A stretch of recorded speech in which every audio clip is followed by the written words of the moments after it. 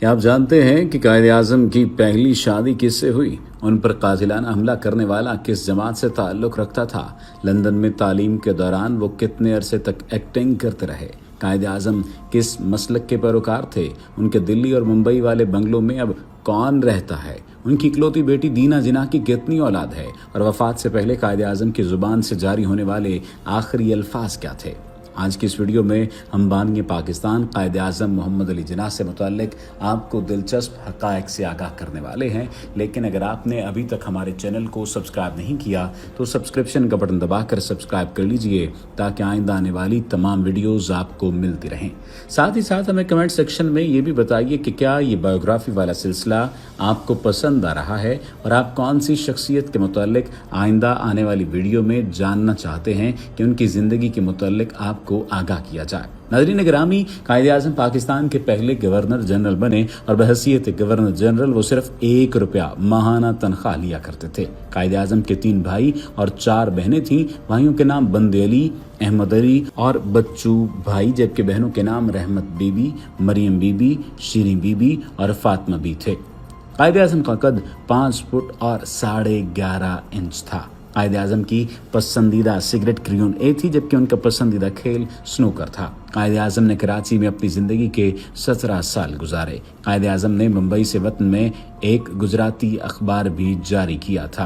कायद आज़म पर नाकाम कातिलाना हमला रफ़ीक साबर ने किया था। 1943 में मुंबई में ये हमला किया गया, जबकि रफ़ीक साबर का ताल्लुक़ मौलाना इनायतुल्लाह मुशरक़ी की खाकसार पार्टी से बताया जाता है। कायद आज़म को ये एजाज़ भी हासिल था कि वो हिंदुस्तान के सबसे कम उम्र तालिबे इल्म थे। उन्होंने बरतानिया से लॉ का इम्तिहान पास किया।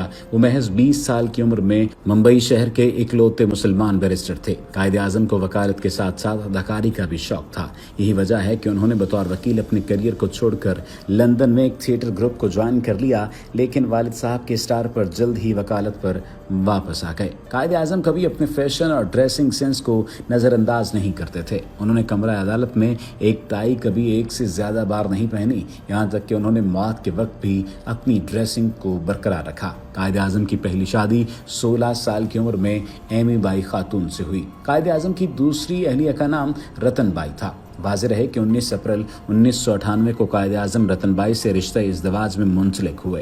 कायद आज़म की इकलौती बेटी का नाम दीना जिन्ना था। दीना जिन्ना ने अपने वालिद की ख्वाहिशात के बरक्स एक पारसी नौजवान नीवल वाडिया से शादी की। दीना वाडिया का एक ही बेटा पैदा हुआ जिसका नाम लोसली वाडिया है। लोसली वाडिया इस वक्त तक जिंदा हैं और इनका शुमार इंडिया के बड़े बिजनेसमैन में होता है। लोसली वाडिया के 2 बेटे हैं। कायद आज़म के बड़े पर्दनवासे जहांगीर वाडिया अपने बाप की तरह कारोबारी शख्सियत हैं। उनकी गो एयर के नाम से प्राइवेट एयरलाइन भी है। जहांगीर वाडिया का छोटा भाई अनस वाडिया भी अरबपति बिजनेसमैन है। इंडियन प्रीमियर लीग की पंजाब किंग फ्रेंचाइज के मालिक अनस वाडिया हैं। भारतीय सियासतदान तेज बहादुर ने एक मरतबा कायद आज़म को बिगड़ा और शरीर बच्चा कहा था। गांधी ने कायद आज़म के बारे में कहा था कि इनसे बातचीत करना बहुत मुश्किल है। कायद आज़म के खुसूसी हवाई जहाज का मॉडल वाइकिंग था। कायद आज़म की लहद मुबारक पर सूरह नसर कुनिंदा है। कायद आज़म अपनी ज़िंदगी में कभी जज्बाती नहीं देखे गए, ताहम ज़िंदगी में पहली और आखिरी बार जज्बाती होकर 3 जून 1947 को पाकिस्तान जिंदाबाद का नारा लगाया था। कायद आज़म ने अलीगढ़ यूनिवर्सिटी, इस्लामिया कॉलेज पेशावर और सिंध मदरसतुल इस्लाम कराची को अपनी जायदाद देने की वसीयत की थी। आज़ादी के बाद कायद आज़म के हिंदुस्तान में 2 रिहाइश गाहें रह गई थीं। बम्बई के मालाबार हिल पर आज भी कायद आज़म का बंगला मौजूद है। कायद आज़म पाकिस्तान के पहले चीफ स्काउट थे और उन्होंने ये जिम्मेदारी 22 दिसंबर 1947 को कबूल की। कायद आज़म ने अपनी ज़िंदगी का आखिरी खत पाक फौज के commander in chief general Gracey को लिखा था।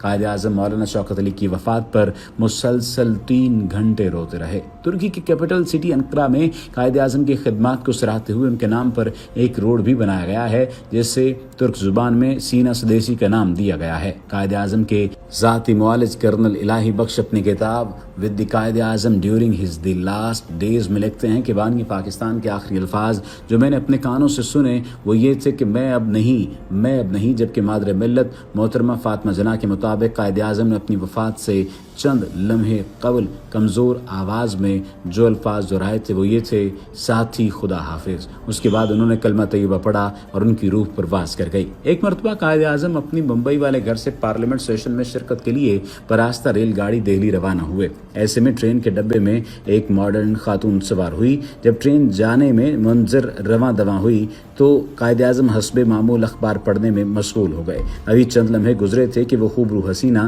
कायद आज़म के सामने आकर बैठ गई और कहने लगी कि मुझे 1000 रुपए दो, नहीं तो मैं रेलगाड़ी की जंजीर खींचकर चीखूंगी, चिल्लाऊंगी कि ये शख्स मुझे जिनसी तौर पर हिरासा कर रहा है। कायद आज़म ने इस खातून की सारी बात सुन ली, लेकिन उसे कोई जवाब न दिया और अखबार का मुताला करते रहे। वो खातून एक बार फिर से कहने लगी कि अगर मुझे 1000 रुपए न दिए तो जो मैंने कहा है वो कर गुजरूंगी। कायद आज़म एक बार फिर से खामोश रहे तो वो खातून उनके करीब आई और उनके बाजू को हिलाकर अपनी तरफ मुतवज्जे करते हुए एक बार फिर से वही सब कुछ कहने लगी। फिर कायद आज़म ने कमाल महारत का मुजाहरा करते हुए अपने दोनों हाथों के इशारों से इसे समझाया कि मैं कुव्वत समाअत से महरूम हूँ और तुम्हारी कोई भी बात मुझे समझ नहीं आई। कायद आज़म ने इशारे में इस खातून से कहा कि मुझे अपनी बात लिख कर दो। फिर उस खातून ने कागज़ कलम निकाला और ये लिखा कि मुझे जल्दी से 1000 रुपए दे दो, वरना मैं तुम पर दस्त दराजी और इज्जत लूटने का इल्ज़ाम लगाऊंगी। जब उन्हें इस खातून की तरफ से ये तहरीर मिली तो कायद आज़म ने फौरन रेलगाड़ी की जंजीर खींची। रेलगाड़ी का अमला वहां पहुंचा तो कायद आज़म ने सारे का सारा माजरा उनको सुनाया और बतौर सबूत उन्हें तहरीर भी दिखाई और फिर इस खातून को रेल इंतजामिया ने गिरफ्तार कर लिया। कायद आज़म मोहम्मद अली जिन्ना की जहानत का अंदाज़ा आप यूं लगा लें कि एक कांग्रेस लीडर ने कहा था कि अगर मुसलमानों के पास 100 गांधी और हिंदुओं के पास एक जिन्ना होता तो क़यामत तक पाकिस्तान न बन सकता। कायद आज़म पाकिस्तान बनने से पहले टीबी की मोहलक बीमारी में मुब्तला थे, लेकिन उन्होंने अपनी इस बीमारी को कांग्रेस के लीडरान से छुपाए रखा। उन्हें मालूम था कि वो ज्यादा दिन जिंदा नहीं रह सकेंगे। मुअर्रिख लिखते हैं कि अगर गांधी, पीटर और नेहरू को कायद आज़म की बीमारी का इल्म हो जाता तो यकीनन कांग्रेसी लीडर तकसीम हिंदुस्तान को 6-7 माह आगे लेकर जाते। एक बार जब वो लंदन यूनिवर्सिटी में कानून की तालीम हासिल कर रहे थे तो उनके एक प्रोफेसर को उनसे खास बुग़्ज़ था। एक रोज लंच के वक्त कायद आज़म भी उनके साथ मेज पर खाने के लिए बैठ गए। ये देखकर उनके प्रोफेसर साहब ने फिक्रा कसा, मिस्टर जिन्ना तुम नहीं जानते कि खंजीर और परिंदा एक साथ बैठकर खाना नहीं खा सकते। इस पर कायद आज़म ने पुरसुकून रहते हुए जवाब दिया, प्रोफेसर आप परेशान ना हो, मैं उड़कर किसी और मेज पर चला जाऊंगा। ये जवाब सुनते ही प्रोफेसर साहब तो गुस्से में आ गए और उन्होंने अपनी बेइज्जती का बदला लेने की ठान ली। अगले रोज उन्होंने कायद आज़म से सवाल किया, अगर तुम्हें रास्ते में 2 बैग पड़े हुए मिले जिनमें से एक में दौलत और दूसरे में दानाई हो तो तुम कौन सा बैग उठाओगे? कायद आज़म ने बगैर किसी हिचकिचाहट के जवाब दिया कि दौलत। जिस पर प्रोफेसर साहब ने तंजन मुस्कुराहट के साथ कहा कि अगर मैं तुम्हारी जगह होता तो दानाई वाला बैग उठाता। इस पर कायद आज़म फौरन बोले, हर इंसान वही चीज़ चाहता है जो उसके पास नहीं होती। एक दफ़ा रात के आखिरी पहर में वायसराय इंडिया लॉर्ड माउंटबेटन ने जवाहरलाल नेहरू को फ़ोन किया तो वो सो रहे थे। कुछ देर बाद लॉर्ड माउंटबेटन ने कायद आज़म को फ़ोन किया तो वो जाग रहे थे और कायद आज़म ने वायसराय इंडिया का फ़ोन रिसीव किया। जब लॉर्ड माउंटबेटन ने सवाल किया कि रात के इस पहर नेहरू सो रहा है लेकिन आप जाग रहे हैं, तो कायद आज़म ने इस मौके पर तारीख़ी जवाब दिया और कहा कि नेहरू की कौम जाग रही है इसलिए वो सोया हुआ है, जबकि मेरी मुसलमान कौम अभी सो रही है इसलिए मैं जाग रहा हूँ। गांधी ने कायद आज़म से पूछा, आप मुझे बताएं कि आप कहाँ बैठकर अपने आइडियाज़ सोचते हैं? तो उन्होंने जवाब दिया कि मैं बागीचे में टहल रहा होता हूँ, ऐसे में सोचो विचार करता हूँ। कायद आज़म ने पूछा कि आप अपने आइडियाज़ कहाँ सोचते हैं? तो गांधी ने जवाब दिया कि मैं बैतुल खला में बैठा होता हूँ। तब मजाक में कायद आज़म बोले, तभी आपके आइडियाज़ इतने गंदे होते हैं। अगर आपने आज की इस वीडियो को एंजॉय किया है तो कमेंट सेक्शन में हमें लाजमी बताइए और कायद आज़म की कौन सी बात आपको अच्छी लगती थी इस पर भी कमेंट सेक्शन में अपनी राय का इजहार करें।